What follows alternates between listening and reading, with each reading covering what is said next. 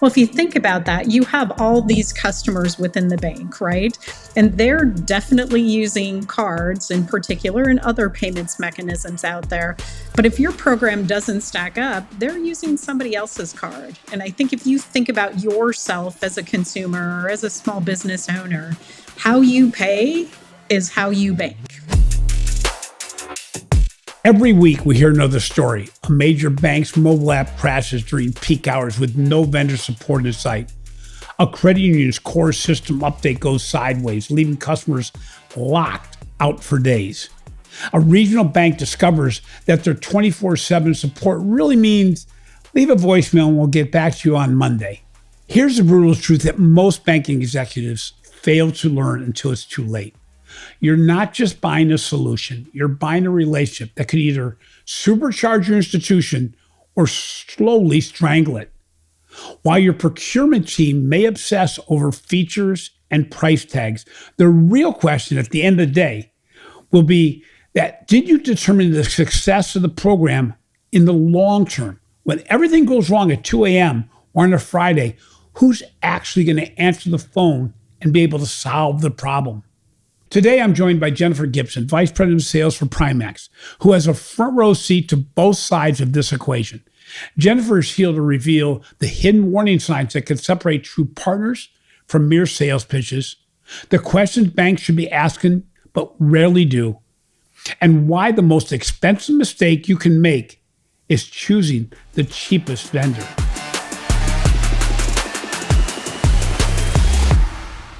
In an environment of shrinking margins, accelerated regulatory demands, compressed innovation cycles, and unforgiving customer expectations, understanding a solution provider relationship and support model is now part of the strategic risk management process. Implementation is only the beginning.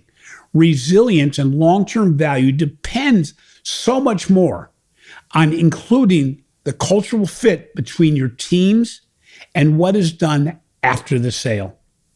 So welcome to the show, Jennifer. Before we begin, could you please introduce yourself to our audience and share a little bit about Primax? Yeah, thanks, Jim. Happy to be with you today.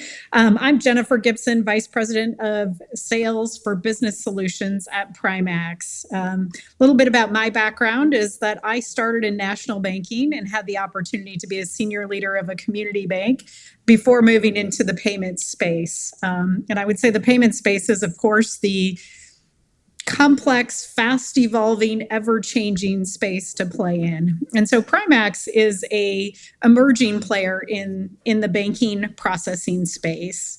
We are a company that recently in its current state came to be in 2020 after purchasing the original Primax business. And we are backed by Valera, a 45-year-old company in the processing space. So lots of expertise behind us to power our success as we move forward in the banking processing space. It's interesting, Jennifer. I come from the sales background, but I started off in the banking side. So I've been on both sides of the desk as you have. And it's interesting because as a vendor or as a solution provider, we all talk about the relationship and how important the composition of our two companies are. And we'll be there to the end with you and everything else. But there are so many options in the marketplace today, and everybody talks the same talk.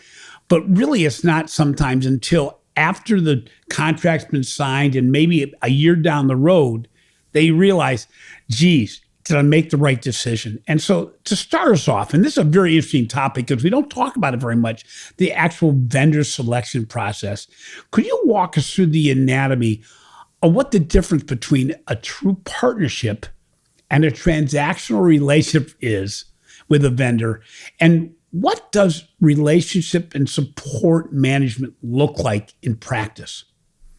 Yeah, great question. And having, been on the other side of the desk and thinking about that relationship support and how critical it is to your overall success, the amount of due diligence and effort to truly understand what that relationship is going to look like is well worth it.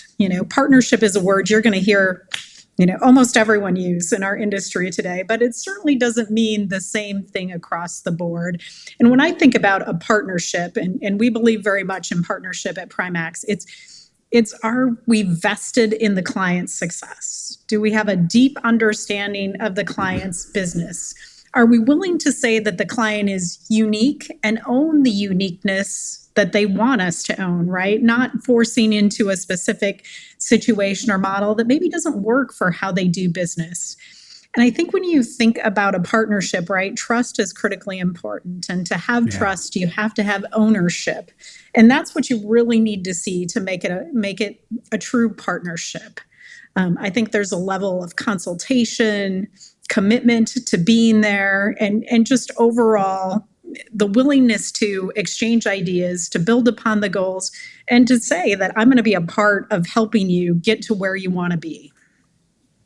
So, in your experience, how does underestimating the service model of vendor impact the long-term success of implementation? Yeah, it's a great question because you get into the implementation process and you make a ton of choices, and not all of them are going to maybe pan out to be the right choices in the long run. And so, how do you get set up for success? Well, if once the project's over, you don't have a good understanding of how you can get support, of how you can make changes, of how you can really evolve the process, you often end up with technology that maybe doesn't work quite the way you've intended.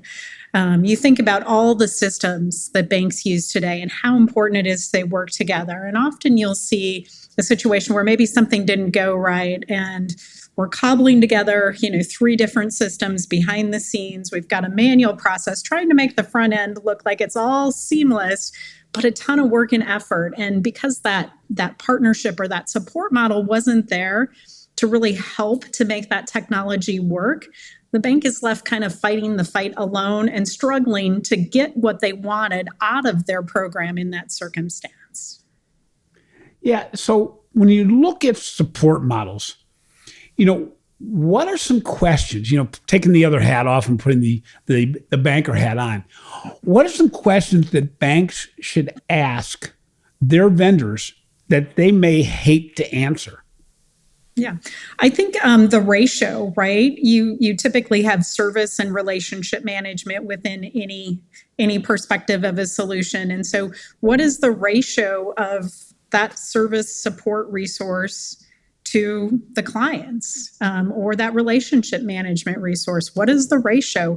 If you're 1 of 100, you know what you're getting into, right? If you're 1 of 50, you understand. If you're 1 of 10, you also understand that expectation. But often banks don't understand that coming into the relationship, which can create some frustration further down the road. I think it's also critically important to understand what is the escalation path. Payments, it's a complex space. Once in a while, something may not work as intended. How do you get that fixed? Because, inevitably it'll be something that happens on a weekend and you might be struggling to get someone to acknowledge your request. Well, you need to understand that path well in advance to make sure, you can be successful at navigating that space in the time of need. So it's interesting, when you look at a relationship, it takes 2, and both have to really answer to how they're going to build that relationship and make it work. So I'm going to flip this question around a little bit and say, as a vendor or as a solution provider in the marketplace, what question is the one you ask of financial institutions that most often you realize it really didn't come out that way, that they really didn't, I'm going to not say lie, but they did not answer it fully truthfully? What is an answer to a question that you ask your partners from a financial institution side that could possibly derail the relationship to some degree if it's not answered truthfully? Yeah, well, I think, it starts with what are your expectations? Because if we come into this with a clear understanding of what your expectations are, I can either be honest and say that's probably not realistic within the realm of the environment, or I can align and say, yes, we can deliver on that, and here's what you should expect, right?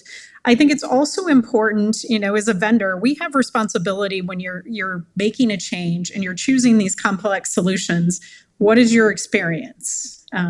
because we should align our support with the experience level. If you have just hired somebody new to the payment space, you're going to need extra attention to make sure that things are successful. If you have a seasoned veteran in that space, you may want very little intervention in that conversation, right? But we should know and understand that, because that helps us both get to the right place at the end of the event.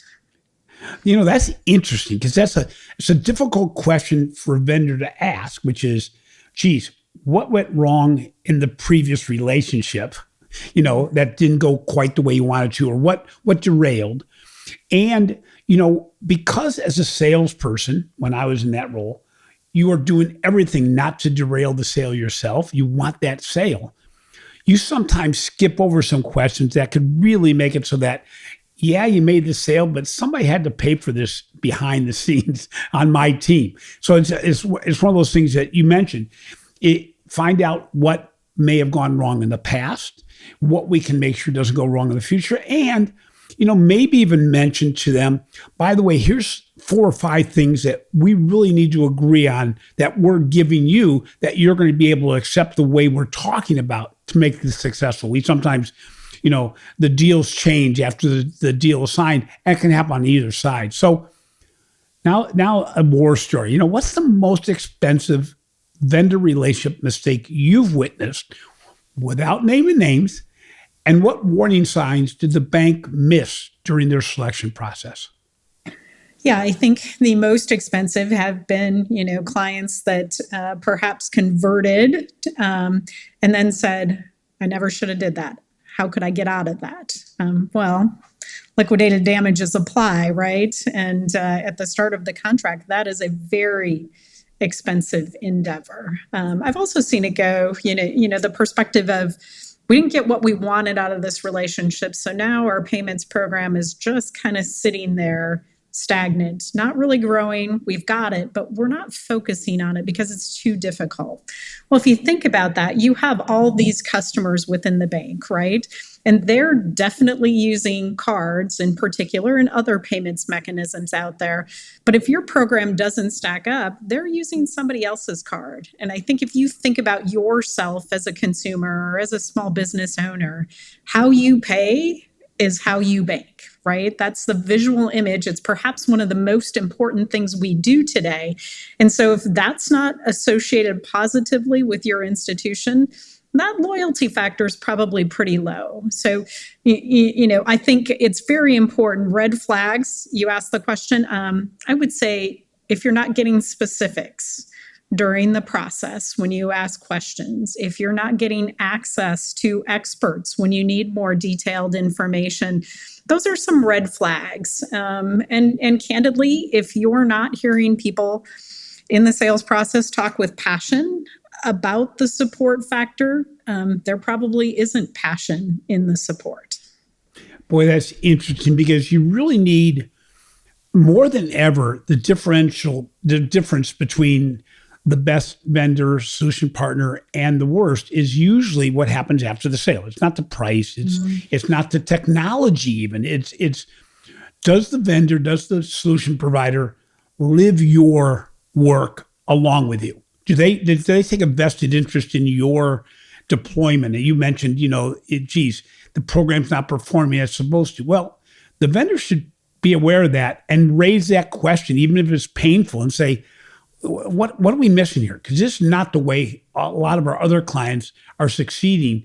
Where's the gap, and how can we help? So when you want to look at, how you assess a vendor support team, how do you get to understand whether or not they actually understand your operations as a client, as a bank, more than just their products?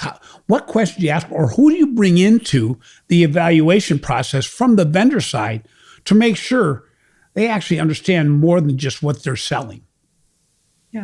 Yeah, great question. I think it starts with, what is that implementation process going to look like? And what is the level of effort before the project begins to make sure that the project is set up right? Are you getting an in-person scoping conversation where, details will be discussed, and essentially I'll call it pages and pages of questions will be asked to make sure that everything is accounted for and planned for. That's going to give you a pretty good idea of the depth and the skill that's going to go into making this a success. If that process is light, you might be heading to more of a one-size-fits-all approach where it's going to be less about your configuration and how you'd like that to function versus what's just readily available and perhaps an easier path to get to. It's interesting as we sometimes lean in towards the easier, faster way, but sometimes plug and play doesn't work. And we need to realize that we need to find a way to make it doesn't have to be highly customizable, but the blend, to be able to understand the business enough to say, let's have some give and take here, because I think some of the things we want to present to you make a lot of sense. It's different than what you have today. But on the other hand, we do want to keep it simple. So let's put your banker hat on so you don't have to, it's not something that really is a Primax issue. But if you're a banker, what red flags during the sales process may indicate that a vendor will become a possible post-support nightmare after you've implemented? Yeah, I think, well, today we're blessed with being able to get information readily at our fingertips, right? So we can find some things. You can look at Glassdoor ratings. It'll tell you a little bit about the culture and the environment that you're going into. If culture isn't part of the sales process, if you're not hearing about the culture, that probably means that culture isn't as big of a focus, right? And culture kind of determines how we do business every day or how you're going to do business. And, from my experience as a community banker, right, we're all about being there for people and supporting and giving value. And so you really want that same relationship in your vendor partners, because it's how they understand and relate to you. And again, I'd go back to, if you can't get specifics around support models, escalation paths, commitments to resources to help you do business, I mean, I would challenge your vendor with, the problems that you're trying to solve. I would ask them how they will help you solve them, because right there's the facts. Are they going to bring the tools to the table that help you be successful? I would stress that, the choice today, like price and cash, can look really flashy up front, but there's also value. And value comes into understanding how you're going to do business together once that contract is signed. What does it look like after implementation? Value is what's going to help you grow and get the returns that you hope for in that program when you made the choice. When you were a banker, what was the one question that was your go-to, that you really felt really good about the fact that the way they answered that question was really a good indicator as to, were they a good fit for my company? Yeah, I think, the questions, there's probably a couple of go-tos.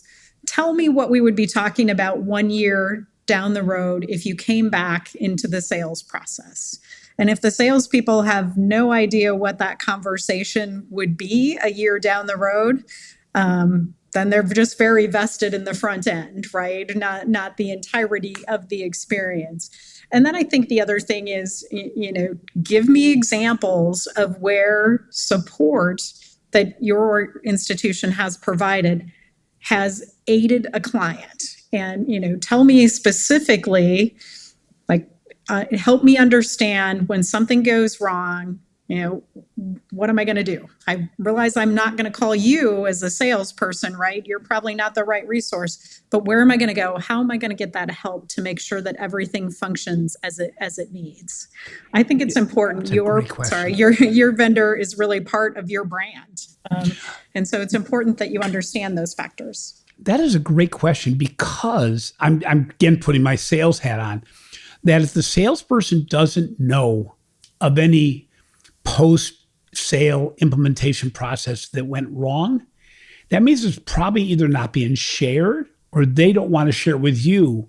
And as a result, does that mean that the salesperson really gets out of the entire loop once the product's sold? And I think that's a red flag. To your point, I think it's interesting because I never thought about that question the way you referenced it. But I think it's a key element that says, number one, if they don't ask upfront, what is your North Star? What do you want to achieve with this? Where does this fit within everything else? And if they don't truly know how to answer the question of, give me an example, something went wrong and how you solved for it, and that wasn't part of their repertoire, it means all they're trying to do is sell the product on maybe cost, maybe functionality, but not on the things that maybe went wrong. And it's interesting because we interview a lot of people on the podcast, and the people that have the most passion are sometimes the ones that said, oh, do I have a nightmare story that I have to share with you? But I'm really proud of how we solved for it. That's pretty cool. So obviously in the payments world, a lot has changed lately. How do recent innovations change the way service and support models have been delivered now? Yeah, I think like everything else in the world, AI can help you find answers faster, right? Can be a tool that can make repetitive tasks more simple to do. So for example, let's say you have a basic service question and you can use a tool by inputting that question today. And if the answer is readily available, you can get the answer. Great time saver, right? Versus going through a process of submitting an email or a ticket and waiting for a response. You don't have to stop what you're doing. You can get the answer, move on. Repetitive tasks can be engineered. We can use bots today to take care of simple things. The process of maybe changing rates, prime rate, right? And you used to have to submit forms and do all these complicated processes and wait. Well, a bot can make that change, very simplistic and timely upon those changes. So lots of great enhancements in that space. I think we also use it today, within our own team. So contact center is so very important. Those experiences when somebody does call. Today, when you call, you're typically calling because you need something, right? So using that monitoring that's available to you, measure the sentiment of the call and to understand when the agent might need more help. Also to supply the agents with answers in real time. So lots of great enhancements. I will say, I think our business is still a people business because you still need the experts. But if we can take some of the processes and make them more efficient and leverage AI, to increase the speed of answer, it's a win for everyone. So again, putting your financial institution hat on, how should banks structure vendor contracts to ensure that there's accountability and responsiveness support throughout the whole relationship? Yeah.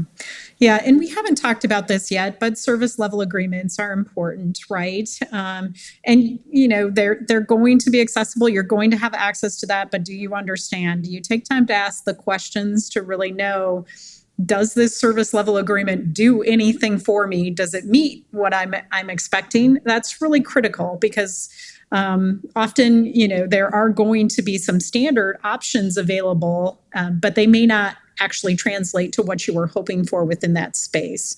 Yep. I think asking for a clear call out on your ratio of service support to number of clients served, I think is important, at least understanding and having a realistic expectation as to what that's going to look like. And I hit on this a bit before, but I think having a defined escalation path, because it is important. When you need help, you want to know how to get that help. Yeah, we look at that. It's funny how we refer to vendors in a negative way as opposed to people as support and solution providers. We give nice names and cliches, but now more than ever, we've got to be prepared for the future. When we talk about resilience, we're really talking about, are you going to be able to scale when you need to, or change and have the flexibility when you need to? What's the difference between, or how do you determine if an organization is going to be ready for you, where you want to be in the future? What are maybe another one of these things? What's the question you ask a vendor to make sure that you get a sense that they're going to be ready for where you want to be 2 years from now? Yeah, great question. I think, asking questions around the direction of the organization, where the focus is going to be, where the dollars for investment are going to be spent. And, just in general, like, what is the thought leadership position of the organization? You've got a great topic today. You could stablecoin, right? It's the Genius Act. There's a lot going on in that space. Well, how are they responding to that? What are the thoughts on it? And, it's not that you're expecting clear direction probably in today's environment, but are the organizations thinking about things like that and what it potentially means for the customers that they serve? I would also say the better, my perspective on it is really, are they asking you what's your thoughts about what your institution needs for the future? Because you're seeking that alignment, right? Yep. And so if they're not wanting to understand directionally where you see the business going, that's a bit of a concern. Yeah, that's a good point that, you really, especially if you're getting a brand new relationship or a brand new category, for instance, at a community bank that says we're going to get into the card or the payments business more strongly than we have, you want that organization to be your partner that's already 2 years ahead of you because you realize you're already behind. It's not like you're getting a lead if you're not coming in from a leadership position yourself. And I to your point, I think I also like it when we're finding more and more vendors that say we love it when our clients actually are bringing new ideas to the table as well, and that we can implement them. I think finding out from a vendor, give me an example of where one of your clients brought you an idea you hadn't thought of and you implement it. How long did it take you? Because it shows that they're going to get outside their comfort zone as well. Because we're certainly asking the financial institution to do so. Now, rather than just a bad example, give me a good example of where a strong vendor relationship actually helped avoid a crisis, fix a crisis, or address a major operational challenge. Yeah, a great question, because it is about how you show up when you're needed to show up, right? So, not going to use any names, but an example of a situation where a core update caused a financial institution to go down over a weekend, and the complications of the system were going to require a lengthier period before things could be restored. And so being able to be there for that institution, immediately changing the stand-in limits to be more effective, to understand that they were in crisis, offering to take phone calls so that, understanding that they wouldn't necessarily be able to support their customers with some of those questions, being able to just offer those services and be there. Those cards, for the most part still worked, not everyone, but, appropriately within that space, just being able to make adjustments quickly and understanding the importance of being there to do those things. So we've given a lot of examples and talked about theoreticals and even some specifics. How does the Primax support model work? And how does your team help facilitate success for your clients? Yeah, so we say essentially you've got a quarterback, right? Your quarterback is the relationship manager of the team, and they should be the one who essentially knows what you're trying to do, and be able to advocate on your behalf and bring all 10 other members on that side of the field together to help to support that. So, you have a dedicated service resource that helps you on a day-to-day basis with those changes, those updates, things you may be looking for. So those two work in tandem, but we bring a host of other people behind the scenes. So if you need integration experts, if you need loyalty experts, digital banking experts, those folks are always accessible, and your quarterback will help to get them on the field for you, to make sure that we're really delivering and giving you the experience that's needed. I think, our approach is, it's not just about what you choose to use, it's how we enable those things to actually work for you that's going to create success. That's a very good point, that if you don't understand all the products, services, and things that keep people up at night around your product, not just your product, you're not understanding banking. And if you don't understand, because now more than ever, with everybody picking their selection of solution providers, if you don't understand all those other solution providers and what they provide, there's gaps. You don't want to have to rely on your client to know everything.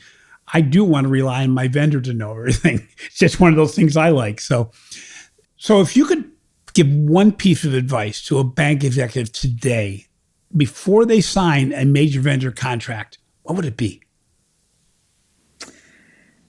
I would say, do your due diligence, ask the detailed questions, seek to really understand what the relationship is that you're moving into. I'd also say, there's doing due diligence with references, making sure that when you show up to a reference call, you've got specific questions that you want to get the answer to. Get underneath the hood, right? Ask them when something broke, how did it go? Do you get consultative advice from your relationship? Is this partner helping you, get to your objectives? Do you feel like you're rowing in the same boat, or do you feel like you're rowing in circles, right? I think there's just an important amount of due diligence, because these contracts are often 5 years, sometimes longer, right? So you're going to be paired with this partner for an extended period of time. It's really important to make a good choice. Be sure to watch or listen to our other podcasts in the Primax Payment Solutions series.